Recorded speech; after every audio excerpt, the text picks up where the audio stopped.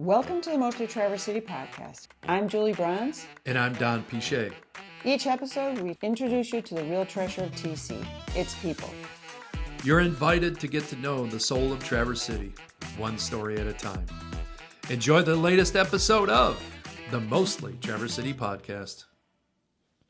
Welcome to the Mostly Traverse City podcast. I am here with my friend Chris Ostrowski, and we met not that long ago, really. We met through our kids. Yep.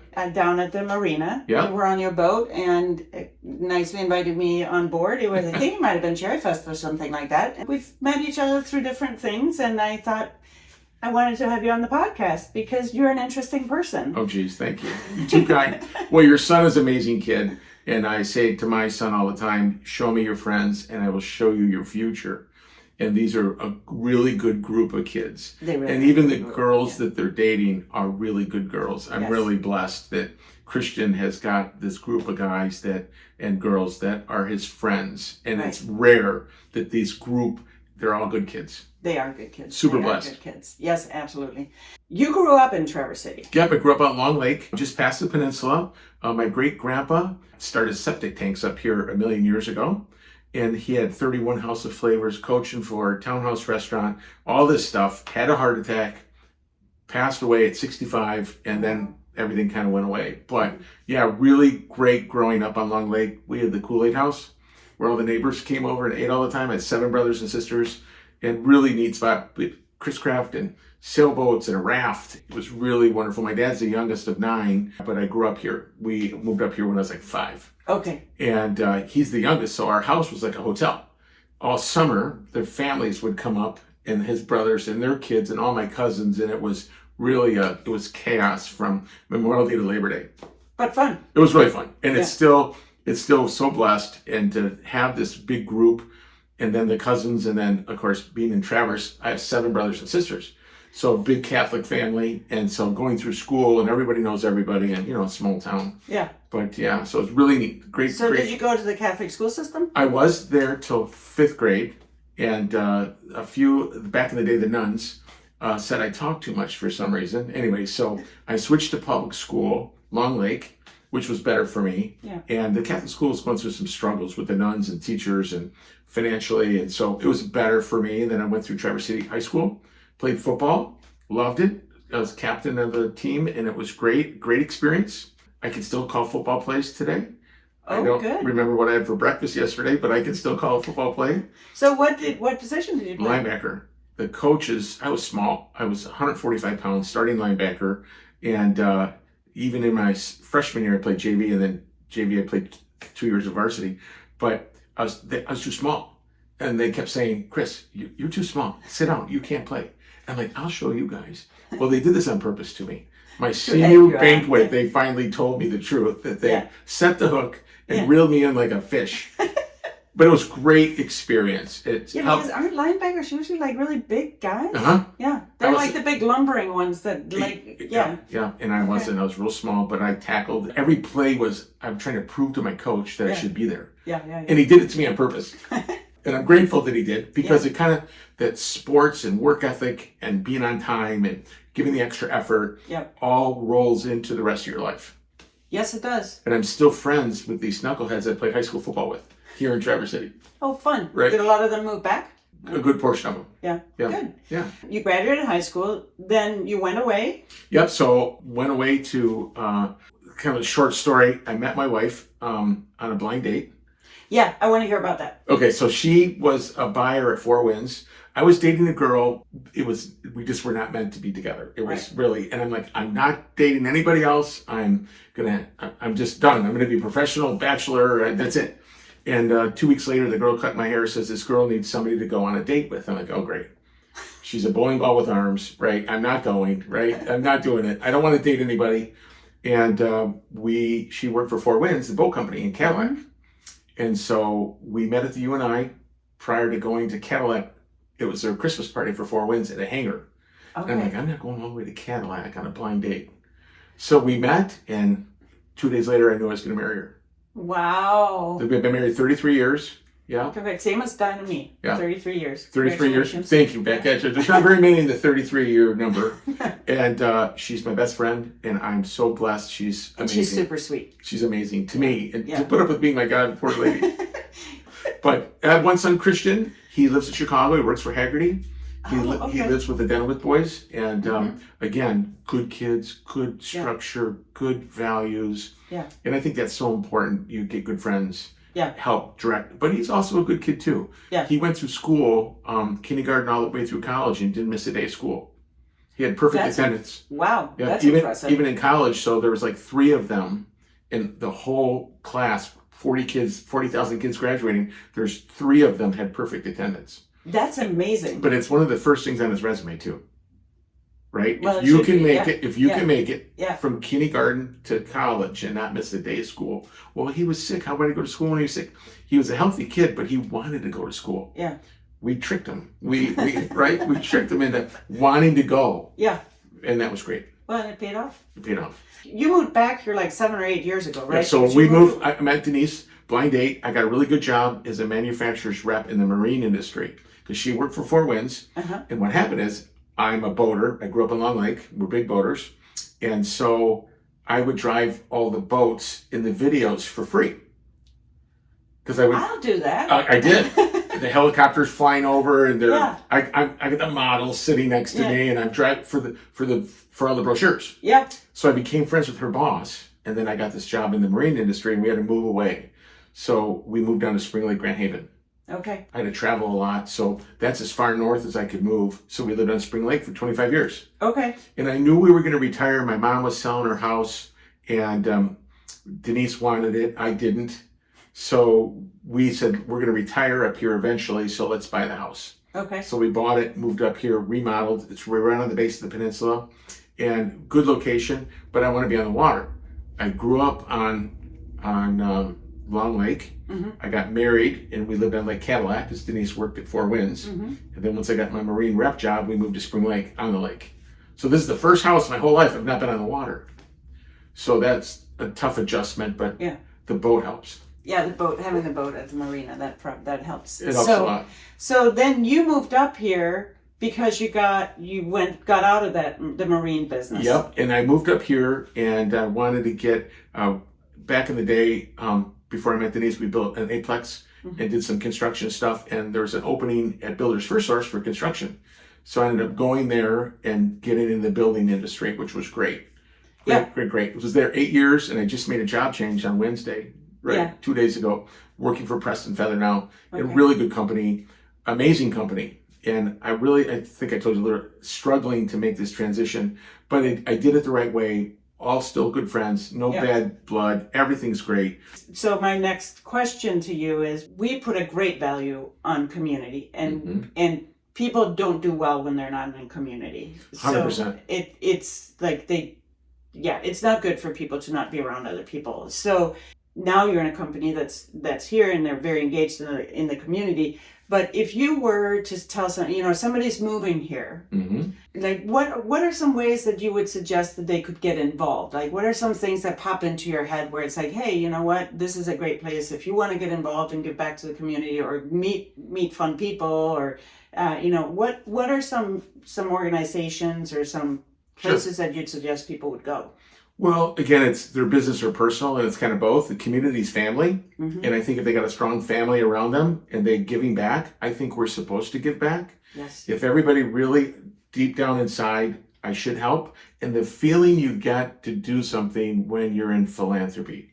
Well, this isn't philanthropy, but community is philanthropy. Yes. So, quick story before I go into the details, but I was a speaker for junior achievement, and I went to a middle school, and 4th, 5th, and 6th graders, and I'd write philanthropy on the board, and I'd say, what is that? And none of them knew. One girl in 6 years knew what that word meant.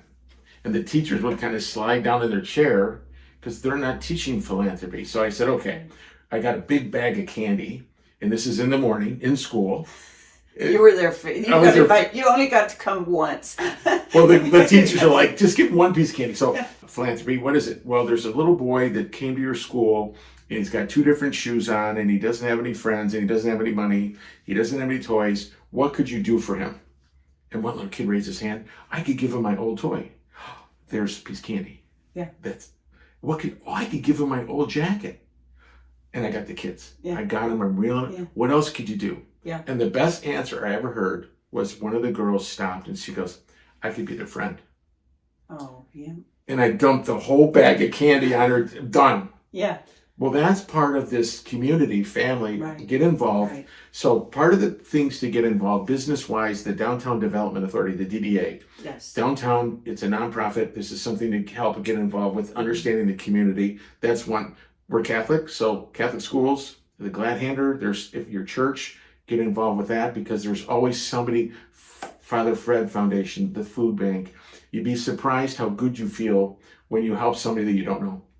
Well, I don't know if you know this, but there's actually studies that have been done on people that are struggling with depression. Mm-hmm.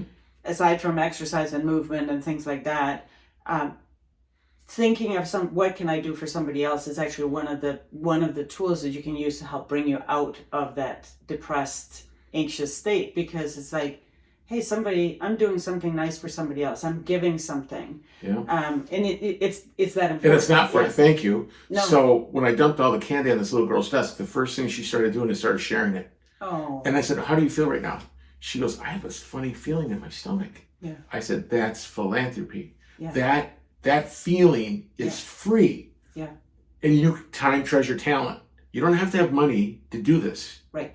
Okay. Kindness you can't teach kindness. No. But the community, as we reach out to new people coming in to make this part of their family, is if you help, it's amazing how simple life gets. Yeah. The division, how the country's so divided. If we would just forgive and stop all the craziness, it'd be so simple. And there's a lot of good nonprofits here in town.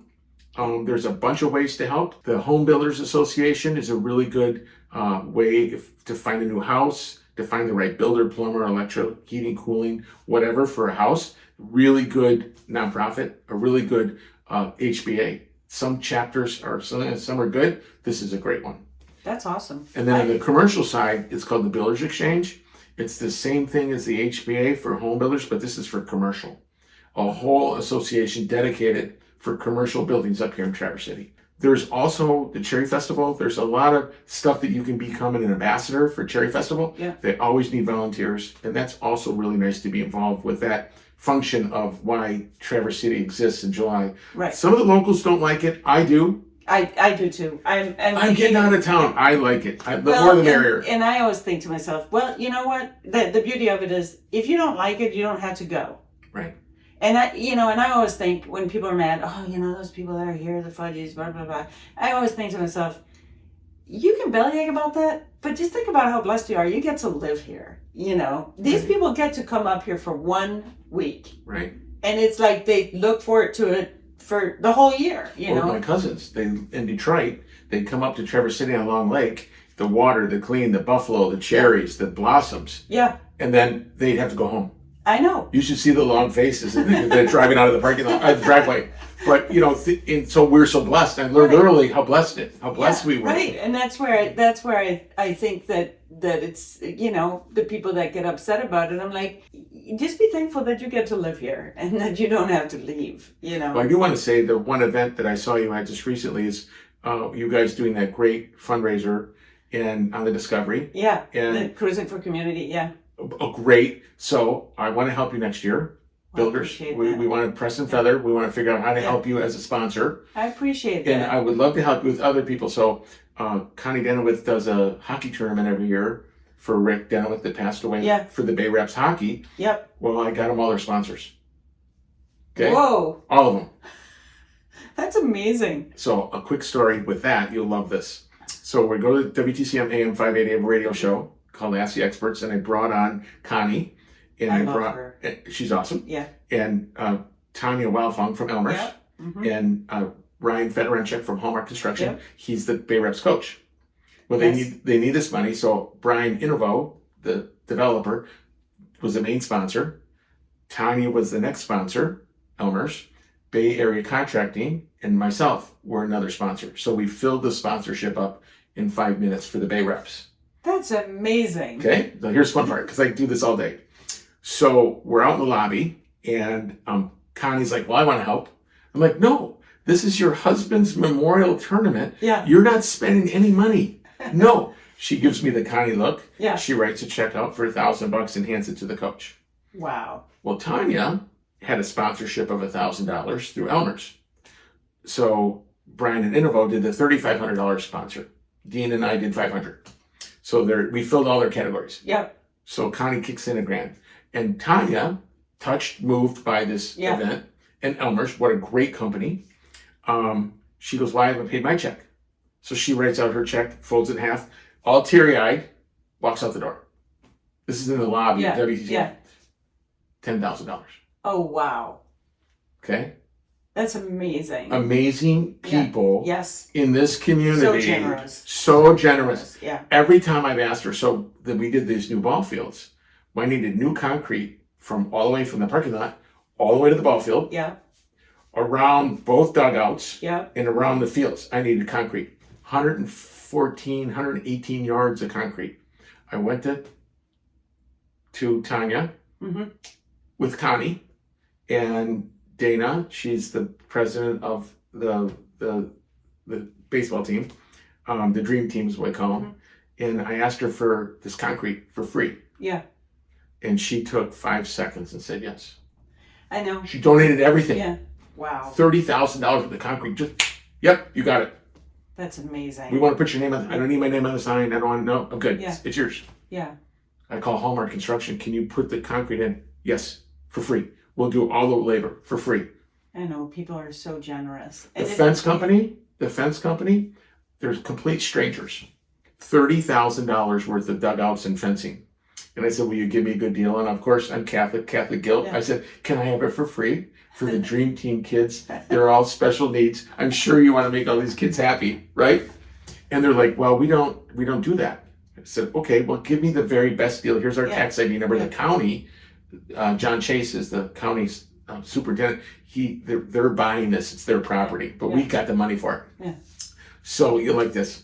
So they said it's $33,000 and okay, send us the invoice. We'll pay the check and when are you shipping it? And thank you very much. So 4 months later, they never cashed the check. Oh, wow. I called them back and they said, well, we decided we wanted to be part of that too. And they gave us the money. They gave us all the fencing for free. Wow. So now we're going to use that money and put some covers over the bleacher areas. So some of the kids that are in a wheelchair or a walker, or they can't be in direct sunlight for that long. So now we're covering the grants. We're covering everything with this extra money. That is so amazing. Isn't it awesome? Yeah. So again, community, the right people, it's so much fun. So to go back, it's like there are so many places that you can get involved. So back to, where else too? So if you're in town, there's all kinds of stuff to do and see. I mean, there's how many wineries are here. How many, it's really an amazing place, but to get involved, and then what is your specialty? What do you guys like to do? There's a lot of state parks. There's a lot of stuff to do up here. There's a ton of nature and just, even just going sitting on the beach. Or if you have a friend, sit on their boat. Exactly. I have a last question for you. And I, just based on this conversation, I kind of already know what it is. But, if you were to say, like, when somebody thinks of Chris O, what is the one thing that comes to mind? Or what do you think is your, kind of like your secret, the thing that you're really good at doing? If you think of people that, like, if people were sitting around talking about you, what do you think they would say is like your secret special sauce, your secret? Well, I think they would say I talk too much. That's probably the first thing. They make fun of me, my hair or something. But I think most people, I love connecting people. Mm-hmm. I connect somebody that does this, that needs that, and they could help. And I'm always connecting, and it's good karma. And I think I'm supposed to do that. I think I'm supposed to help. This developer needs this drywaller, and this drywaller needs this. So VG Construction, Jake Fisher, he's an NFL player. He has a construction company here in town, and he wanted to get off the ladder. Or Dean Adams, Bay Area, needed more framers. So I connected those two guys, and Jake's new job starts on Tuesday with Dean.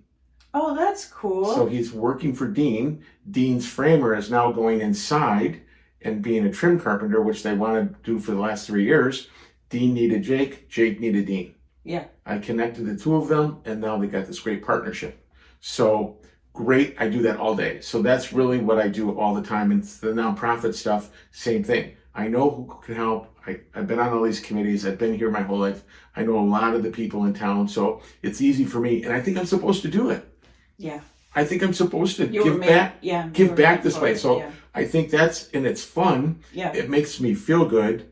And I really think I'm supposed to do it. I know it's weird. Well, I agree. I mean, for me, when I think of you, it's the just the kindness, it's the philanthropy, the openness, the willingness to help and do things in the community. I love that. I just think, again, like I haven't really known you that long, but it was like right away. It's like, yeah, come on the boat and then let's sit and chat. And it was just that. Well, because of Bassie's mom. Are you kidding? I didn't want to talk to Bassie. I want to talk to you because he's such a good kid.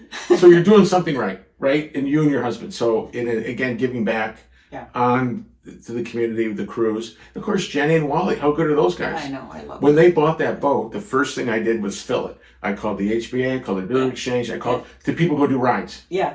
It's such a fun thing. I mean, and it was brand new. They weren't advertising.